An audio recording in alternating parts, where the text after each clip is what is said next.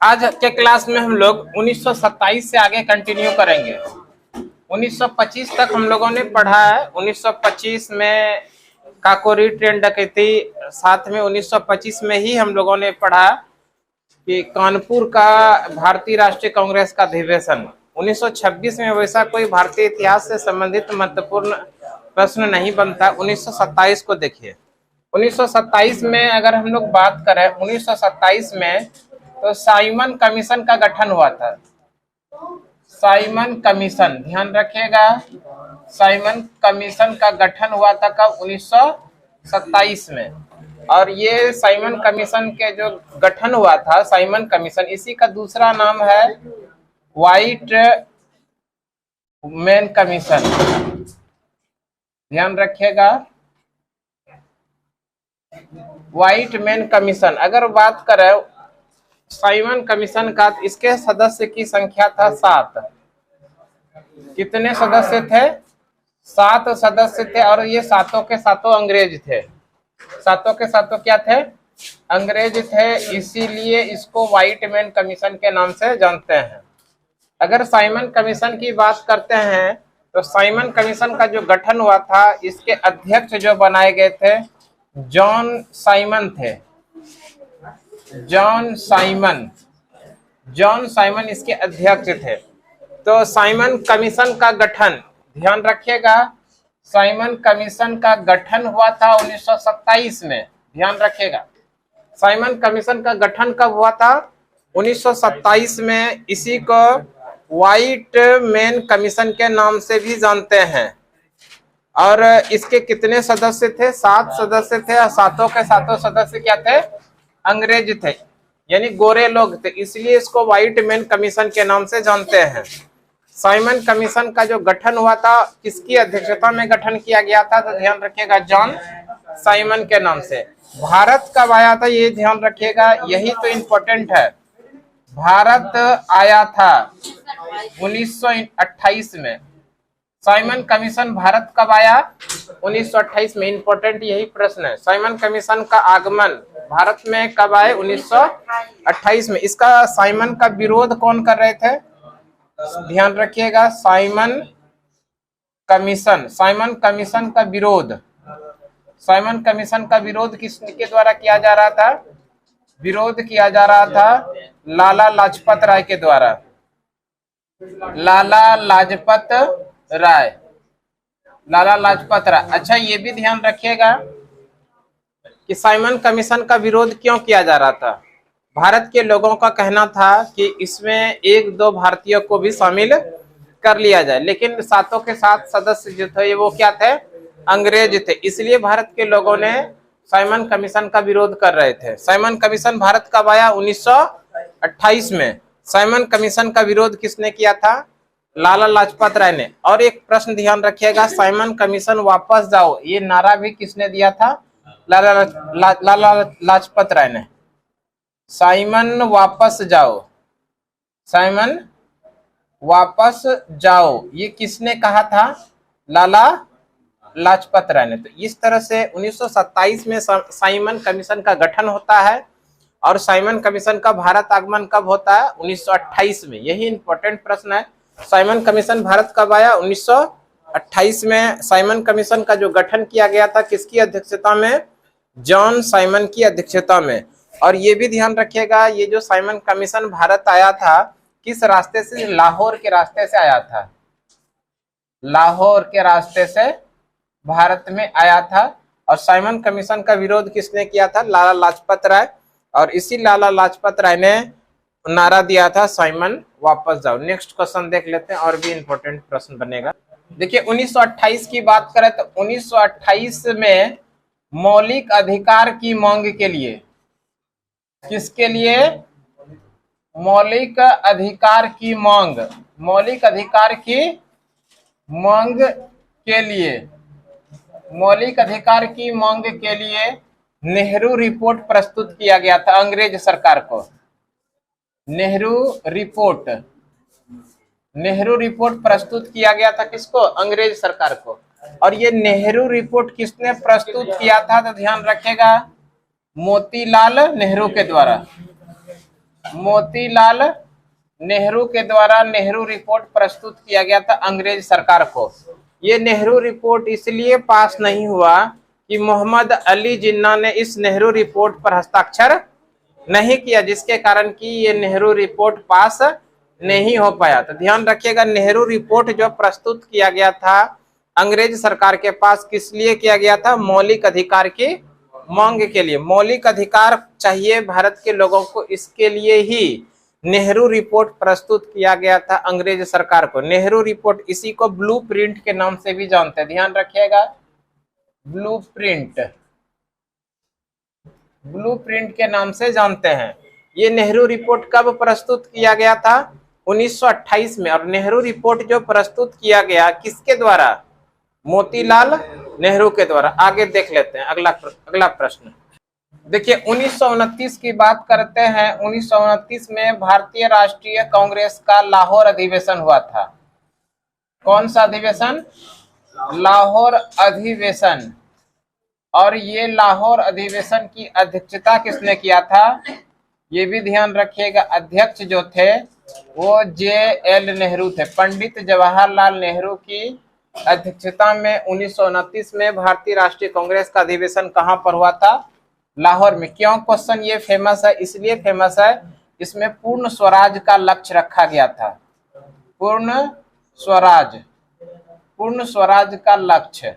और इसमें जितने भी कांग्रेसी थे उन सभी कांग्रेसियों ने अब JL नेहरू, पंडित जवाहरलाल नेहरू, ध्यान रखिएगा। 1929 के भारतीय राष्ट्रीय कांग्रेस का अधिवेशन कहां पर हुआ था? लाहौर में। और अध्यक्ष कौन थे? पंडित जवाहरलाल नेहरू। और इसमें जो काम हुआ था, पूर्ण स्वराज का लक्ष्य रखा गया था। जितने भी कांग्रेसी थे सभी कांग्रेसी ने अपने आप को स्वतंत्रता घोषित कर लिया था, पूर्ण स्वराज घोषित कर लिया था अपने आप को। इसीलिए पंडित जवाहरलाल नेहरू ने 26 जनवरी 1930 को रात के 12 बजे रावी नदी के किनारे, ध्यान रखिएगा, रावी नदी के किनारे झंडा फहराया था। रावी नदी के किनारे झंडा फहराया था। तब से लेके 1947 ईस्वी तक 26 जनवरी को क्या मनाया जाता था? स्वतंत्रता दिवस। 26 जनवरी 1930 ईस्वी को रावी नदी के किनारे पंडित जवाहरलाल नेहरू के द्वारा, ध्यान रखिएगा, इसमें लिख लीजिए, JL नेहरू के द्वारा झंडा फहराया जाता था। तब से लेके 1947 ईस्वी तक अपना स्वतंत्रता दिवस कब मनाता था? 26 जनवरी को, ध्यान रखिएगा। तो इस तरह से इंपॉर्टेंट क्वेश्चन है, ध्यान रखिएगा। 1929 में भारतीय राष्ट्रीय कांग्रेस का अधिवेशन कहां पर हुआ था? लाहौर के अंदर। और इस लाहौर अधिवेशन की अध्यक्षता किसने किया था? पंडित जवाहरलाल नेहरू ने। और इसमें काम क्या हुआ था? काम हुआ था पूर्ण स्वराज का लक्ष्य रखा गया था। और इसी के बाद 26 जनवरी 1930 ईस्वी को रावी नदी के किनारे पंडित जवाहरलाल नेहरू ने झंडा फहराकर सभी कांग्रेसियों ने अपने आप को स्वतंत्रता घोषित कर लिया था। तब से लेके 26 जनवरी को हम लोग क्या मनाते थे? स्वतंत्रता दिवस मनाता था। लेकिन देश स्वतंत्र कब हुआ? 1947 में, 15 अगस्त 1947 को। 15 अगस्त 1947 के पहले स्वतंत्रता दिवस कब मनाता था सभी कांग्रेसियों ने? 26 जनवरी को। ठीक है, नेक्स्ट क्वेश्चन देख लेते हैं अगला। देखिए 1930 की बात करें तो 1930 ईस्वी में अंग्रेज सरकार ने नमक पर टैक्स बढ़ा दिया था। क्या कर दिया था? ऐसा वस्तु उन्होंने चुना जो कि ना हिंदू, ना मुस्लिम, ना सिख, ना ईसाई, कोई एक पर्सनल धर्म के, यानी कोई एक ऐसा ना हो कि किसी पर्सनल के यहाँ यूज हो। ऐसा चीजों को उन्होंने ढूंढा जो कि अमीर, गरीब, ऊंच नीच हर घर में यूज हो। वो ऐसा चीज क्या था? नमक ही था। इसलिए नमक पर उन्होंने क्या किया? टैक्स बढ़ा दिया। और इसी नमक पर जो टैक्स बढ़ाया, और नमक तो हमारे देश में ही बन रहा था, तो इसी का विरोध करते हुए महात्मा गांधी ने क्या किया? 1930 के अंदर एक आंदोलन शुरू करता है जिसका नाम है सविनय अवज्ञा आंदोलन। क्या नाम है?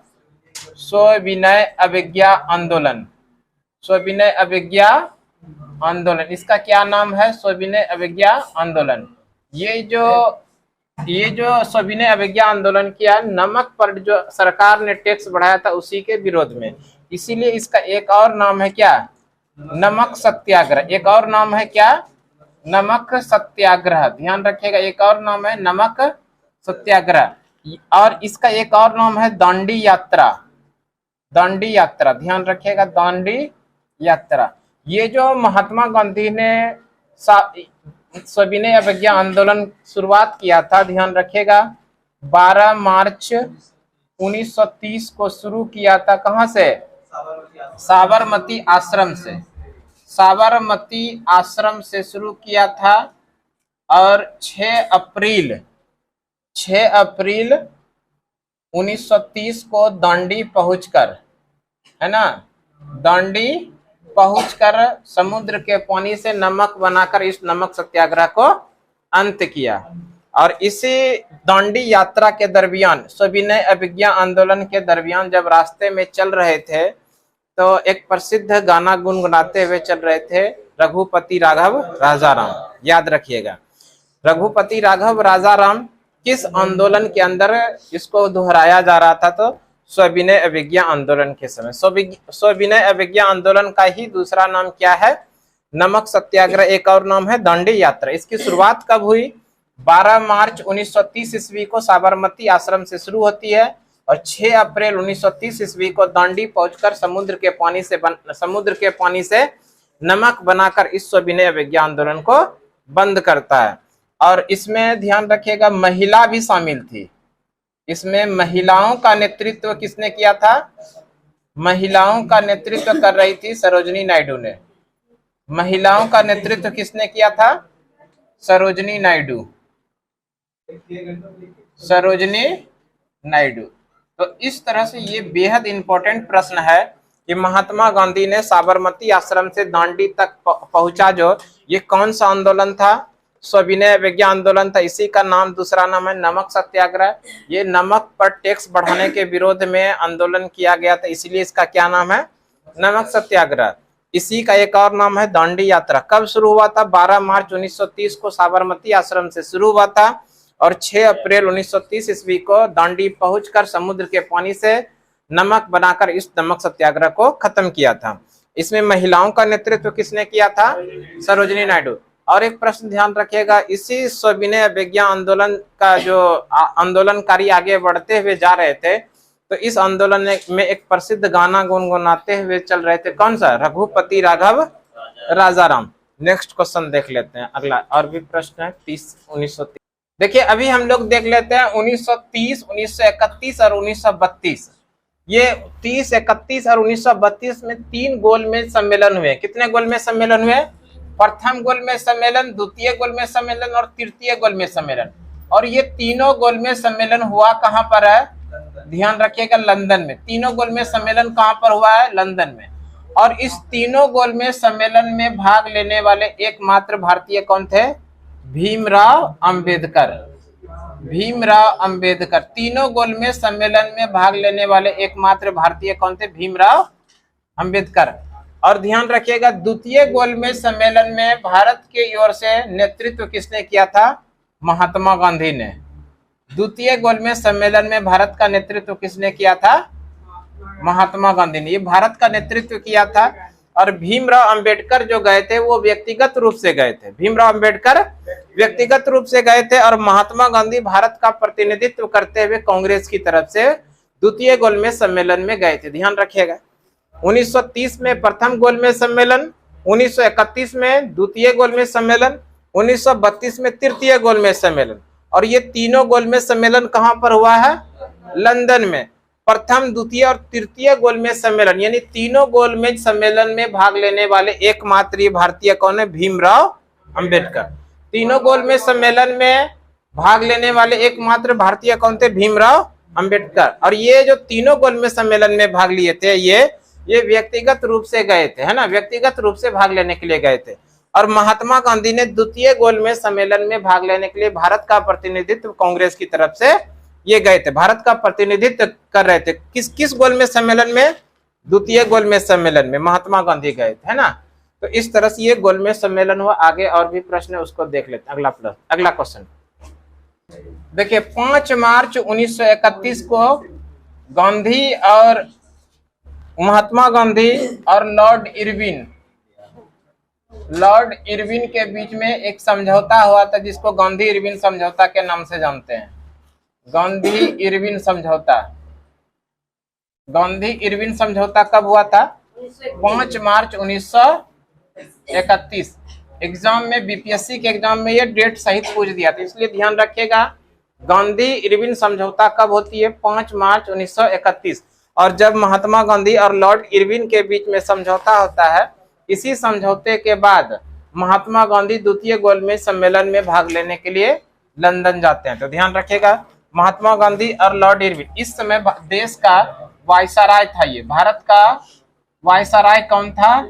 Lord Irwin. ध्यान रखिएगा, लॉर्ड इरविन और गांधी के बीच में समझौता कब हुआ था? 5 मार्च 1931 को। नेक्स्ट क्वेश्चन देख लेते हैं, और भी प्रश्न है। अगला क्वेश्चन देखिए, 1932 की बात करें तो 1932 में पूना समझौता हुआ था। ध्यान रखिएगा, पूना समझौता। पूना समझौता, या इसी को आप लोग कह सकते हैं पूना पैक्ट।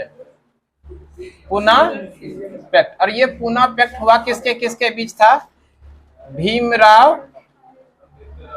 भीमराव अंबेडकर और महात्मा गांधी। भीमराव अंबेडकर और महात्मा गांधी के बीच में 1932 के अंदर पूना पैक्ट हुआ था। और इसी 1932 के बाद महात्मा गांधी ने, ध्यान रखिएगा, महात्मा गांधी द्वारा हरिजन पत्रिका का प्रकाशन कराया गया था। हरिजन पत्रिका का प्रकाशन। हरिजन पत्रिका का प्रकाशन कई बार एग्जाम में पूछा गया है कि पूना समझौता किनके किनके बीच संपन्न हुआ। पूना पैक्ट किसके किसके बीच हुआ था? भीमराव अंबेडकर और महात्मा गांधी के बीच। कब हुआ था? 1932 के अंदर हुआ था। और प्रश्न में पूछा जाता है, बताइए पूना पैक्ट में इनमें से किसके द्वारा हस्ताक्षर किया गया था? हस्ताक्षर। तो दोनों का ऑप्शन रहेगा तो दोनों कर देंगे, और कोई एक रहेगा तो कोई एक करेंगे। किसके किसके बीच हुआ था? भीमराव अंबेडकर और महात्मा गांधी। पिछड़ी जातियों को आगे बढ़ाने के बारे में इस पर चर्चा किया गया था। और इसी के बाद महात्मा गांधी ने तुरंत हरिजन नामक पत्रिका का प्रकाशन करवाया था। हरिजन पत्रिका का प्रकाशन किसके द्वारा कराया गया है? महात्मा गांधी के द्वारा। पूना पैक्ट कब हुआ? 1932 में। पूना पैक्ट किसके किसके बीच में हुआ? महात्मा गांधी और भीमराव अंबेडकर के बीच में। कब हुआ? 1932 के अंदर। आगे और भी प्रश्न है, उसको देख लेते हैं हम लोग। अगला प्रश्न देखिए, इसके पहले एक क्वेश्चन हम लोग पढ़ लेते हैं कि 1931 का भारतीय राष्ट्रीय कांग्रेस का कराची अधिवेशन। 1931 का भारतीय राष्ट्रीय कांग्रेस का कराची अधिवेशन, और इस अधिवेशन की अध्यक्षता किसने किया था? सरदार वल्लभ भाई पटेल। ध्यान रखिएगा, सरदार पटेल के द्वारा किया गया था। इस अधिवेशन की अध्यक्षता सरदार पटेल के द्वारा किया गया था। ये क्यों फेमस है? इसलिए कि इस अधिवेशन में मौलिक अधिकार की मांग किया गया था। इस अधिवेशन में मौलिक अधिकार का मांग किया गया था। मौलिक अधिकार का मांग। आपसे प्रश्न पूछा जाएगा, भारतीय राष्ट्रीय कांग्रेस के किस अधिवेशन में मौलिक अधिकार की मांग किया गया था? तो ध्यान रखिएगा, 1931 के कराची अधिवेशन। और 1931 के कराची अधिवेशन की अध्यक्षता किसके द्वारा किया गया था? सरदार वल्लभ भाई पटेल। सरदार वल्लभ भाई पटेल की बात करें तो सरदार की उपाधि है इनका। सरदार की उपाधि है ना। सरदार की उपाधि किसने दिया? बारदोली की महिलाओं ने। और ये बात है 1928 की। कब की बात है? 1928 में बारदोली के अंदर किसानों पे बहुत ज्यादा अत्याचार किया जा रहा था, और कोई भी उसको बोलने के लिए तैयार नहीं हुआ था। और इसी समय सरदार वल्लभ भाई पटेल किसानों के साथ में खड़े होकर अंग्रेजों के विरुद्ध में आवाज उठाया था, है ना। इसलिए वहां के महिलाओं ने खुश होकर सरदार वल्लभ भाई पटेल को सरदार की उपाधि दिया था। 1928 में सरदार वल्लभ भाई पटेल ने कौन सा सत्याग्रह किया था? तो ध्यान रखिएगा, बारदोली सत्याग्रह। बारदोली सत्याग्रह कब हुआ था? 1928 में। किसके नेतृत्व में हुआ था? सरदार वल्लभ भाई पटेल के नेतृत्व में हुआ था। सरदार वल्लभ भाई पटेल देश के पहले क्या बने थे बताइए? गृह मंत्री। सरदार वल्लभ भाई पटेल स्वतंत्र भारत के पहले गृह मंत्री बनाए गए थे। सरदार वल्लभ भाई पटेल की बात करें तो इसकी जो प्रतिमा है स्टेचू ऑफ यूनिटी केवड़िया के अंदर है, केवड़िया गुजरात में, 182 मीटर ऊंचाई है और इसके जो डिजाइन तैयार किया राम सुतार ने। ठीक है, तो वैसे यह प्रश्न था 1931 का भारतीय राष्ट्रीय कांग्रेस का कराची अधिवेशन, अध्यक्षता सरदार वल्लभ भाई पटेल के द्वारा, मौलिक अधिकार का मांग किया गया था। नेक्स्ट क्वेश्चन देख लीजिए और इससे आगे भी प्रश्न उसको देख लेते हैं। 1938 की बात करें तो 1938 में भारतीय राष्ट्रीय कांग्रेस का अधिवेशन, भारतीय राष्ट्रीय कांग्रेस का अधिवेशन हुआ था हरिपुरा में। कहां पर हुआ था? हरिपुरा। और इस अधिवेशन की अध्यक्षता किसने किया था? सुभाष चंद्र बोस ने। अध्यक्षता किसने किया था? सुभाष एससी बोस, सुभाष चंद्र बोस के द्वारा, सुभाष चंद्र बोस। 1938 का भारतीय राष्ट्रीय कांग्रेस का अधिवेशन कहां पर हुआ था? हरिपुरा के अंदर। और इस अधिवेशन की अध्यक्षता किसने किया? सुभाष चंद्र बोस। सुभाष चंद्र बोस की बात करें तो इसकी जयंती प्रत्येक वर्ष मनाते हैं 23 जनवरी को। कब मनाते हैं? 23 जनवरी को पराक्रम दिवस के रूप में मनाते हैं, पराक्रम दिवस। सुभाष चंद्र बोस का जयंती प्रत्येक वर्ष 23 जनवरी को मनाते हैं पराक्रम दिवस के रूप में।